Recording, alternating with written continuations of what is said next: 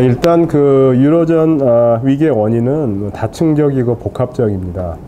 그래서 이제 많은 그동안에 설명들이 나와 있지만 일단 층위별로 봐도 국가 차원에서도 볼 수 있고 지역 차원에서도 볼 수 있고 글로벌 차원에서도 볼 수 있는 이 다층적인 면이 있고 그 다음에 그 경제, 사회, 정치적 변수들이 또 복합적으로 얽혀 있는 또 복합성 이것도 띄어왔고 지금도 작용하여 왔고 앞으로도 작용할 거라고 보고 있습니다.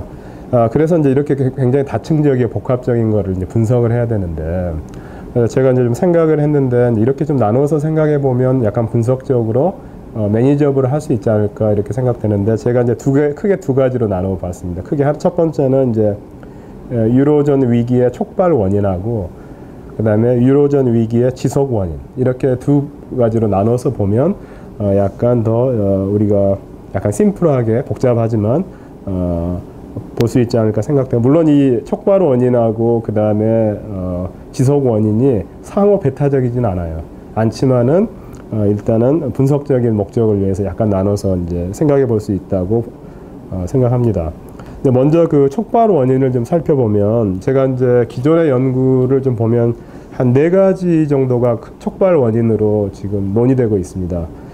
첫 번째로 볼 수 있는 건 뭐냐면 유로존 수준의 은행 규제의 부재에 따른 은행의 과다 경쟁, 과다 대출, 이에 따른 부실 대출 확산. 이게 첫 번째적으로 볼 수 있고요. 두 번째로는 유로존 내에서도 상당한 무역 불균형이 있습니다. 유럽 국가들 사이에. 이에 따라서 그 포르투갈, 이태리, 그 다음에 그리스와 같은 중소국들의 무역 적자가 나오다 보니까 경기 부양을 하게 되고 지속적인 이런 경기 부양에 따른 정부 재정의 취약화. 그래서 일부에서 제기되고 있는 뭐 소셜 스펜딩 같은 거, 소셜 웰페어도 일리가 있을 수 있지만 그거보다는 국가 재정 취약의 원인은 이러한 무역 불균형에서 온다. 이게 두 번째고 세 번째가 이제 그 장기간 저금리에 따른 버블 형성 유럽에서 특히 이제 이렇게 요즘 문제가 되고 있는 스페인이나 그리스 그다음에 포르투갈 같은 중소국에 많은 돈이 유입되거든요. 저금리로. 근데 이러한 것들이 생산적인 것에 투자되기보다는 부동산이라든가 소모성 재정 지출로 연결돼서 버블이 굉장히 형성되어 있는 거. 그다음 네 번째로는 유로존 내의 강한 금융 연계에 따른 위기가 빠르게 확산되는 거. 서로 상호적으로 인터라킹 되어 있기 때문에 위기 확산이 굉장히 빠르다. 이게 이제 촉발 원인 정도로 4가지 정도로 살펴볼 수 있습니다. 근데 제가 생각하기에 이게 물론 다 중요하다고 생각합니다. 근데 약간 더 그 분석적으로 들여다보면 이런 여러 가지 요소들을 묶는 중심에 서 있는 게 제도적 규제가 없는 금융 자유화라고 볼 수 있습니다. 신자유주의적 탈규제의 물결 안에서 유로라는 단일 통화가 1999년에 이제 출범하게 되었는데요. 이게 유로화 출현이 의미하는 건 뭐냐면 통화 제약이나 환 리스크가 없는 단일 시장의 출현이라고 볼 수 있습니다. 그럼 이게 어떻게 위에서 방금 제가 말씀드린 4가지 촉발 원인하고 연결되냐면 통화 장벽이 있지 않고 환 리스크가 없기 때문에 이것은 무엇을 의미하냐면은 유럽 내 국가들 간의 완전한 경쟁을 의미합니다. 그렇기 때문에 독일 같은 나라는 굉장한 무역 흑자를 유로존 이후에 갖게 되었고 스페인이나 그리스 같은 유럽에서 약간 떨어진 국가들은 굉장한 무역 적자를 갖게 됐어요. 근데 또 무역 적자를 아까 말씀드린 대로 근데 유럽 은행 같은 거에 금융 자유에 따라서 이런 적자 같은 경우 돈을 빌려서 막을 수가 있는 그냥 약간 이제 모럴 해저드도 생기고 근데 어쨌든 이런 것을 통해서 결과적으로는 아까 말씀드린 대로 경기 부양을 자주 하게 됐어요. 무역 적자가 지속하다 보니까 그래서 국가 재정의 악화로 연결되는 그래서 요새 유로존 위기를 유럽의 재정 위기라고 하는 의미가 아마 거기에서 있다고 생각됩니다. 또한 그 유로화 출현은 아까 제가 말씀드린 대로 환 리스크가 있지 않고 통화 장벽이 제거된 단일 시장이라고 말씀드렸는데, 이때도 일단 규제가 있지 않는 상태에서 이거는 굉장한 금융 자유화를 이끌어냈습니다. 이러한 것들이 바로 자유화가 은행의 과당 경쟁, 과다 대출, 부실, 그 다음에 저금리 버블 형성, 그 다음에 마지막으로 상호 민감성과 취약성을 동반한 유로존 금리 연계에 크게 기여하게 되었다.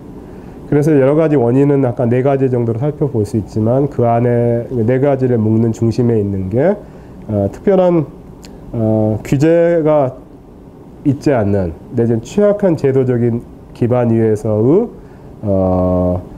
금융 자유화, 이렇게 들 수 있다고 볼 수 있습니다. 그 다음에 지속 원인을 살펴보면, 이 위기의 지속 원인은 아까 말씀드린 대로 위기의 원인, 처방, 이에 따른 대응 방식 등에 대해서 프랑스, 독일 등 주요 국가들이 이견이 있고, 설사 정책 비전이 공유되어 있다고 하더라도 이 정책 선호도 내지는 정책 우선순위에 대해서 다른 생각을 또 갖고 있습니다.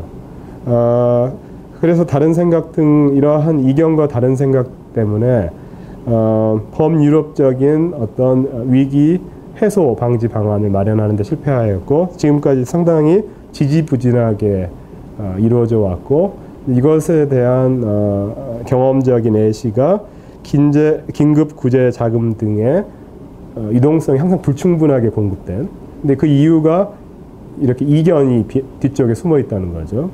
그래서 전체적으로 보면은, 크게 보면은 합의적 리더십의 부재, 뭐 이런 식으로 위기 지속 원인으로 볼 수 있지 않을까, 이렇게 생각됩니다. 그래서 일단은 제가 지금까지 유럽 국가들이 어떻게 대응했나, 네, 그거를 약간 살펴본 것이 그 다음에 이제 앞으로 어떻게 갈 건가 하고도 관련이 있을 것 같다는 생각이 듭니다. 그래서 이제 첫 번째로 제가 보기로는 그동안에 많은 걸 했어요. 유로존 위기를 해소하기 위해서. 유럽 국가들이, 뭐 미국도 하고 IMF도 했지만 유럽 자체 내에서 많이 했는데, 제가 보기로는 이제 유럽 국가들의 정책 대응 방향이라고 해나, 그거 크게 2가지 정도로 크게 나눠보면 볼 수 있을 것 같아요. 첫 번째가 이제 유동성 위기 해소를 위한 노력을 했고, 두 번째가 재정 위기니까 재정 건전성 회복과 경제 체질 개선 방안, 이게 이 2가지 큰 목표, 정책적 목표를 갖고 지금까지 유럽 국가들이 대응을 해왔다고 생각합니다. 근데 이제 여기서 생각해 볼 점은 전자, 즉 유동성 위기 해소의 정책 목적은 이 프랑스를 위시로 한 남부 유럽 국가들이 상당히 강조한 것이고요. 그 다음에 후자, 즉 재정 건전성 회복과 경제 체질 개선 방향은 독일이 선호한 정책 방향이에요. 근데 지금까지 보면 이 2가지가 상호 보완적이었으면 좋았을 뻔했는데, 그렇지 않고 오히려 경쟁적으로 진행되었으며, 이러한 경쟁적인 관계가, 이 2 정책 사이에서 경쟁적인 관계가 범유럽적 위기 대응 방안의 부재와 결과적으로 리더십 부재를 가져왔다. 이렇게 이제 볼 수 있습니다. 그래서 이제 이 결과적으로 보면 이 2가지 정책이 엇박자를 치고 있었으며, 유동성, 그 결과로 나타나는 거가 이제 유동성이 항상 불충분하게 공급되어져 왔고, 재정 건전성 회복 정책의 강조가 성장 부재, 그 다음에 경기 침체로 또 이어지고, 그래서 유로존 위기가 굉장히 악순환이 계속되고 있는 이 2 정책들 사이에서 왔다 갔다 하다 보니까, 이제 그래서 이제 이게 이제 대응 방향은 이런 식으로 되었고, 그래서 지속되었다, 이렇게도 이제 볼 수 있습니다. 그래서 이제 금년 6월 28일하고 29일 날 EU 정상회의에서 유로존 위기 타겟책을 협상하였는데, 한 5개 정도 굉장히 어떻게 보면 건설적인 방안들이 나왔고, 극적으로 합의를 했어요. 어떻게 보면은 성장 쪽으로도 움직이고, 상당히 유동성 위기 해소에 방점을 둔, 그러니까 독일이 약간 양보하고, 프랑스나 남부 유럽 국가들이 의 선호도가 반영되는 이런 쪽으로 5개 항이 나왔어요. 그래서 사람들이 상당히 기대 수준이 넘는 합의였다라고 평가가 이제 나왔는데 그게 이제 6월 달인데 6월 말경에 근데 지금까지도 상당히 유럽에서는 여전히 문제가 많이 있는데 그 이유가 이 5가지의 포괄적인 합의는 하였으나 제가 앞에서 지적드린 대로 정책 우선순위에 대해서 여전히 이견이 있어요. 독일 같은 나라는 여러 가지로 양보하였지만 그래서 통합은행기구 설립이라든가 그러니까 재정 통합 정책이라든가 이런 쪽에 더 먼저 이게 더 중요하다. 재정 통합을 통해서 경제 체질을 개선해서 그래서 국가 경쟁력으로 이어져서 이 사람들이 스페인이나 그리스나 이런 나라들이 다시 설 수 있는 거지 돈만 막 준다 그래서 되지 않는다고 이렇게 생각을 하기 때문에 여전히 이런 합의에도 불구하고 앞으로도 이행에는 굉장한 난관이 예상된다. 그래서 아직까지도 이 5가지 합의가 나왔지만 어떤 형태로 해서 어떤 식으로 구체적으로 이행될지에 대해서는 여전히 이견이 있다. 이제 그래서 앞으로 난관의 임플리멘테이션 스테이지에서 봉착할 수 있다. 이제 이렇게 볼 수 있거든요. 그래서 이제 특별히 여기하고 관련돼서 이 유럽 위기를 통해서 몇 가지 사실 공유된 비전은 유럽 국가들이 갖게 됐어요. 예를 들면 이번에 EU 차원의 통합은행기구 설립처럼 은행연합을 만들어야 되겠다는 것도 상당히 먼 롱샷으로 공유된 것도 비전을 갖게 됐고 재정연합도 피스컬 팔러시에 대해서 재정연합 같은 것도 고려해야 되고 멀게 보면은 정치연합도 필요하다. 그 다음에 이제 이러한 것들이 그 다음에는 또 보면은 유럽 중앙은행 같은 경우가 사실은 목적 자체는 최종 대부자 역할도 하고 가격 안정, 물가 안정, 프라이스 스터빌리티 정책도 할 수 있게 되어 있지만 실제로는 최종 대부자 역할은 그동안 굉장히 자제해왔고 독일의 반대에 부딪혀서 프라이스 스터빌리티, 가격 안정화, 물가 안정화 정책을 굉장히 강조하면서 이제 제도적 역할을 해왔는데 이제 이 유럽 중앙은행의 모델러티도 앞으로 변할 수 있지 않을까. 이제 이런 식으로 여러 가지 이렇게 큰 비전은 있지만 이제 앞으로 문제는 뭐냐면 여전히 뭘 먼저 해야 될 건가. 이런 것들에 이제 여러 가지 아직까지 합의가 이루어지지 않고 있다. 이렇게 볼 수 있습니다. 이것도 역시 상당한 이견이 있어요. 그래서 이제 제가 앞으로 유로존에 대해 어떻게 될 건가. 사람들이 많은 이야기 있지만 크게 보면 유로존이 붕괴될 건가. 아니면 그대로 갈 건가. 그대로 간다면 어떤 형태로 갈 건가. 이런 질문이 있지만 뭐 크게 제 생각으로는 유로화가 되는 유로존이라는 게 어떻게 생겼나를 보면 그 원래의 목적을 쉐어하는 한 유럽 국가들끼리 붕괴까지는 가지 않을 거라고는 봐요. 유로화가 그럼 어떻게 시작했고 유로 재정 통합이 어떻게 시작됐냐 큰 원인이 경제적인 이슈가 아니에요. 생각보다 정치적인 이슈였어요. 그 달러화에 대한 자율성 확보, 그 다음에 달러화하고 달러화하고 컴피트하는 유로화, 이런 상당히 정치적인 동기가 많이 부여되었는데 물론 경제적인 베너피터 혜택 같은 것도 말이 된 건 사실입니다. 그러나 이제 실제 최근의 연구에 보면 상당히 정치적인 이슈가 많이 있거든요. 바꾸어 말하면 이렇게 위기 같은 경우가 이러해서 상호 불신이 쌓이면 경제적인 이유가 아니고 상호 불신이 쌓이면 이런 정치적인 형태로서 유로라는 통화가 탄생되었기 때문에 정치적인 이유로 이게 꼭 경제적인 이유라기보다는 깨질 수도 있는 가능성이 있다. 꼭 경제 변수만이 볼 게 아니고 서로 간에 이런 위기 극복 과정이나 이런 걸 통해서 서로에 대한 인식이 형성되고 그거에 따른 정치성 같은 경우 이런 식으로 봐서 유로존의 붕괴 가능성은 크지 않지만 그러나 그러한 것도 여전히 남아있다. 뭐 이렇게 이 정도까지 볼 수 있지 않을까 생각됩니다. 네. 제가 생각했을 때는 한 3가지 수준에서 그것도 국가적 수준, 지역적 수준, 그 다음에 글로벌 수준에서 한국이 뭘 할 수 있을까를 생각해 볼 수 있다고 생각됩니다. 일단 첫 번째로 국가 수준에서 보면 국가 일단 산업 경쟁력 확보가 중요한 것 같아요. 제가 보았을 때는. 왜냐하면 제가 말씀드린 대로 유럽에서 재정 위기를 갖고 있는 재정에 취약한 나라의 공통점이 아까 제가 말씀드린 대로 유로존 내에서 무역 불균형 구조에 따른 국가 경쟁력 취약, 그에 따른 재정 지출 확대거든요. 그렇기 때문에 그런 경험으로, 그건 이제 네기티브한 경험인데, 약간 파저티브한 경험으로는 우리나라가 97년에 IMF 외환위기가 오고 그 후에 상당히 빠른 속도로 회복을 했어요, 사실은. 근데 그 회복한 원인 중에 가장 큰 게 수출을 통해서, 사실 산업 경쟁력을 통해서 상당히 우리나라 빠른 시간 안에 IMF 위기를 탈출했는데, 또한 지금 현재 스페인 같은데 그리스 같은 나라들이 앞으로도 상당히 어려울 거다라고 보는 이유 중에 하나가 뭐냐면 산업 경쟁력이 약해요.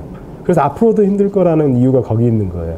그러니까 산업 경쟁력이 높으면 그래 앞으로 약간 도움을 받고, 그래서 안정화가 되면 그 다음에 있는 산업 경쟁력을 가지고 치고 올라갈 수 있지 않을까. 하지만 일단 그 기반이 약하기 때문에 앞으로도 어려울 거라는, 상당 기간 어려울 거라는 예상이 많거든요. 그래서 그거를 비추어 보면 우리나라가 산업 경쟁력을 상당히 확보해야 될 필요가 있다. 근데 여기서 제가 말씀드린 산업 경쟁력이란 건 무슨 말씀을 드리냐면, 최근 이제 신자유와 자유주의 이런 거에 따라서 경제가 사람들이 많이 금융 및 서비스로 약간 포커스를 하고 싶어 하는 분들이 많이 있어요. 근데 그건 상당히 위험하다는 이야기예요. 상당히 위험하다. 세계 경제가 잘 돌 때는 좋을 수 있지만, 금융이나 서비스로 올인한 나라가 지금 다 어려움을 겪고 회복도 어려워요. 그러니까 우리나라가 어떻게 외환 위기를 극복해 왔나? 극복했고 현재 어떻게 하고 있고, 그 다음 유럽의 현재 네기티브한 케이스를 보면 우리나라가 과도한 금융시장 같은 거 발전시키지 말자는 이야기가 아니고 과도한 편중, 경제 편중은 좋지 않다. 이렇게 이제 볼 수 있고요. 그 다음에 이제 말씀드린 대로 유럽과 미국에서 장기 경제 침체가 예상이 되기 때문에 우리나라가 이제 대안적 시장을 개발하고 진출하는 게 굉장히 중요하다. 그래서 동아시아, 그 다음에 우리나라 내 국내 도메스틱, 그 다음에 이제 브릭스로 상징되는 신흥시장에 대해서 교두보를 확보하고 진출하는 거, 이런 것들이 이제 시장 확보 차원에서 굉장히 중요하다. 이미 많이 잘하고 있지만 앞으로 더 많은 노력을 통해서 우리가 계속 수출 활로를 찾을 수 있는 이런 것들이 국가 수준에서 중요하다라고 생각됩니다. 지역 수준으로 가면 어떤 거가 많이 있냐면, 이제 현재 제가 금융 제도적 기반 없는 급격한 금융 자유화 이런 거 말씀드렸었는데, 그거에 대한 이제 동아시아적 대안으로 CMIM이라는 같은 영내 금융 안정망 확충을 위한 기재라든가, 그 다음에 ABMI처럼 영내 금융시장 개발, 투자 같은 거 유치를 위해서, 이런 것들이 굉장히 1997년 금융위기 이후에 굉장히 제도적으로 동아시아에서 발전하고 있거든요. 그러니까 이 두 CMIM, ABMI 둘 다 한국이 굉장히 많은 역할을 했어요. 제도화가 되는데. 근데 여러 가지로 근데 넘어와야 될 산도 되게 많기 때문에 이 두 금융 안정망 확충을 위한 CMIM, 그 다음에 금융시장 개발을 위한 ABMI, 이런 것들이 제도적으로 공고화되는데 한국이 굉장한 역할을 해야 되겠다. 역할을 통해서 물론 우리가 경제적으로도 이러한 제도적인 발전을 통해서 혜택을 받을 수 있지만, 또한 이러한 협력을 통해서 한국의 정책 선호도가 항상 영내하고 세계에 반영될 수 있는, 우리 연습도 하고 그 다음에 실질적인 이득도 얻고, 이런 면에서 지역 수준에서 굉장히 동아시아 협력, 금융 협력에 우리가 다각적인 외교 노력을 해야 되겠다. 이게 이제 지역 수준이고요. 이제 마지막으로 글로벌 수준에서는 이제 우리나라가 이제 G20에서 참여하고 서울 회의도 하고 하는 등으로 해서 현재 크게 보면은 선진국과 개발도상국을 잇는 가교 역할을 지금 충실히 해 오고 있는 것 같고 앞으로도 해야 될 거라고 보는데 이제 이걸 더 한층 가속화해서 입지 확보를 가교로서 입지 확보를 해야 될 것 같고 따라서 현재 세계 경제 질서가 재편되고 있는 상황이 있거든요. 그 재편되는 상황에서 가장 중요한 것은 재편된다는 거는 현재 보면 상당히 디스오더가 있다는 거예요. 디스오더에서 오더로 가는 재편 상황이 있다는 거기 때문에 이때는 사실 굉장히 중요하게 생각되는 게 아이디어하고 비전이에요.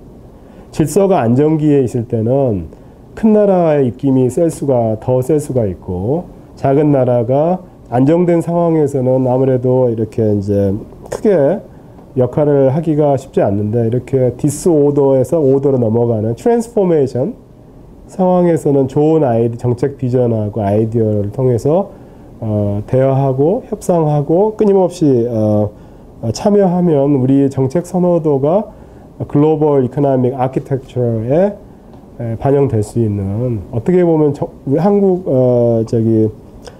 금융 외교나 경제 외교로 보았을 때는 굉장히 좋은 찬스를 갖고 있다.